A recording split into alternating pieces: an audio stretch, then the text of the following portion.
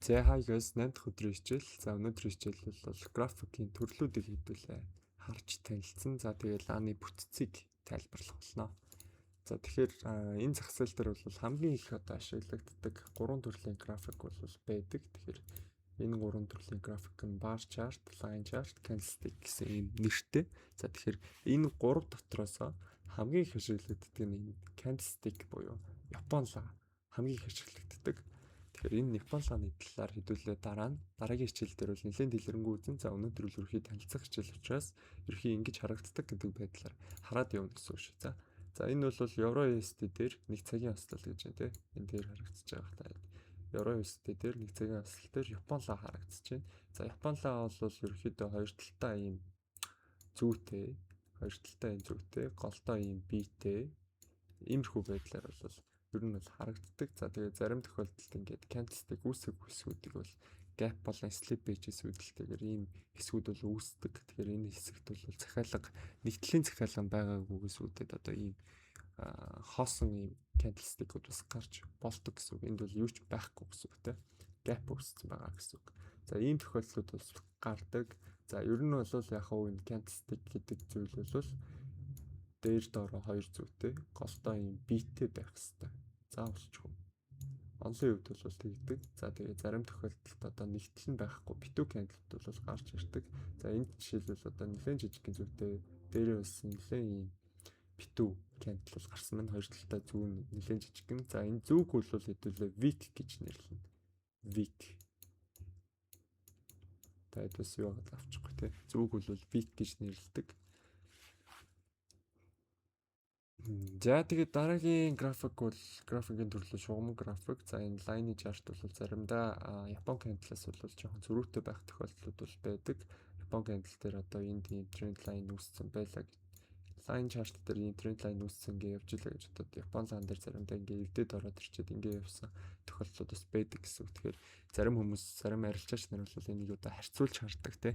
Давхар харах тохиолдлууд ч байдаг. Эсвэл зөвхөн энийг хардаг, эсвэл зөвхөн Япон лайг хардаг гэдэг маш олон төрөл бол байгаа. За тэгэхээр миний дурдсанаас гадна 10 гаруй бараг графикийн төрлүүд бол байдаг. Би зөвхөн хамгийн түгээмэл ашиглагддгуудыг бол харуулж байгаа. Тэгэхээр би бол өөрөө яг энэ Япон лай буюу candlestick-ийг бол хардаг. Бараг арилжаач нарын 90% нь бол энэ candlestick-ийг харж арилжаа бол хийдэг. Тэгэхээр та хэд ч гэсэн ерөөхдөө бас яг энэ candlestick-ийг бол хараад арилцсан нь зүгээр болов гэж бодож байна. Гэхдээ яг бусдын нэгээд хараад үзчих болно. За би тэгээд trading views-ийг ямархуу харагддгуудыг хаанаас сонгодгуудыг бас хичээлийн сүлд харуулчих те. За лааны бүтцийг ойлгоё те. Тэгэхээр за лаа бол ерөнхий би та хэд хэлсэн хоёр талтай юм зүйтэй байх хэвээр. Заавалч юм зүйтэй. Ингэчид зүг candle болж байгаа. За тэгэхээр ханшийн high цэг буюу ханш хамгийн дээр очсон цэг бол энд харагддаг вики үзүүртээр. За хаагдсан цэг буюу те.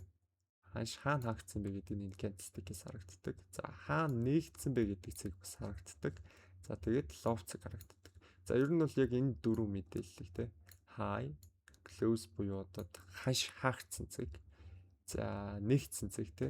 Ханш ч юу вэ? Ер нь бол энэ candlestick нээгдсэн цэг, candlestick хаагдсан цэг, за candlestick-ийн хамгийн дээдлийн цэг, хамгийн доотлын цэг гэсэн энэ дөрвөн мэдээллийг бол candlestick маань өөрөө агуулж өгдөг. За тэгэхээр энэ бол bullish candle буюу дээшээгээ өссөн ийм candlestick-ийн бүтц байна. За тэгэхээр ер нь бол яг энэ high, close, open, low гэдэг нь бол яг адилхан bullish байсан ч гэсэн, bearish байсан ч гэсэн ямар ч ялгаагүй байдаг. Энэ дөрөв бол дөрвөлээ ямар ч лаан дээр энэ мэдээллийг бол өгөх ёстой.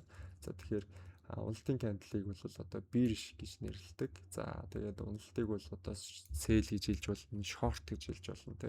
Маш олон хэлэх тийм төрлүүд бол байдаг. За bullish гэж бол өсөлтийг бол хэлдэг. Bullish буюу одоо бухыг илэрхийлж байгаа. Бух нь өөрөө одоо өсөлтийг илэрхийлдэг. Bearish буюу баавга ер нь sell-ийг бас ингээд short-ийг одоо юу гэх юм те.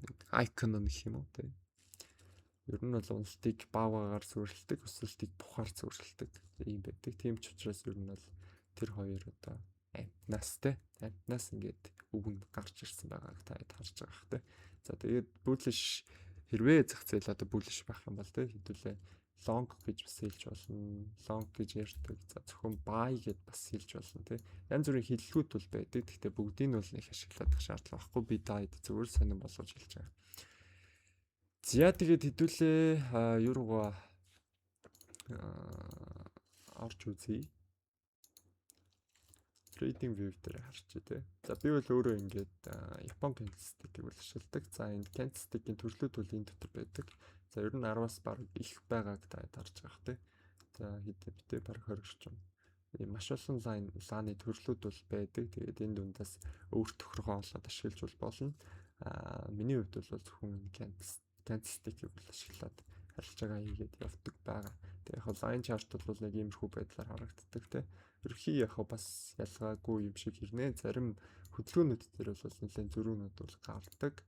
За bars гээд бас ийм candlestick бол байдаг. Тэгээд би анханасаа угаасаа нийтлэг ашиглагддаг candlestick ашиглаад сурцсан болохоор нэг соли моли гэж юу нь бол боддоггүй. Тэгээд яг энийг ашиглаж явах ер нь бол арилжаан дээр нэг тийм айхтар одоо зөрүү мөрөө бол гардаггүй гэсэн. За тэгэхээр та эндээсээ candlestick-ээс сонгоод за trading view.com гэж ороод ер нь бол энэ дээр зургуудаа хийгээд арилжаануудаа төлөв гаргаад харж байгаа цэгүүдэд тэмдэглээд ингээд арилжах боломжтой шүү. Тэгээд дараагийн хичээлээр уулзъя да.